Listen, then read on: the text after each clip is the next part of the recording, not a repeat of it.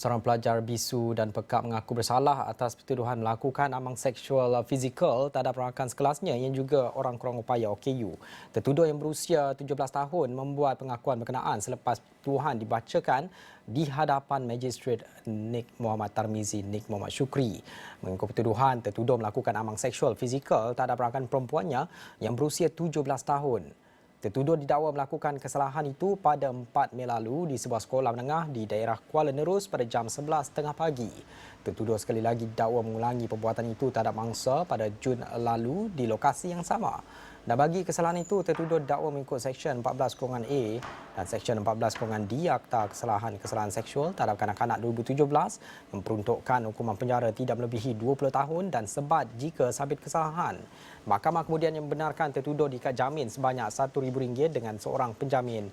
Mahkamah turut menetapkan 8 Ogos depan untuk sebutan laporan akhlak.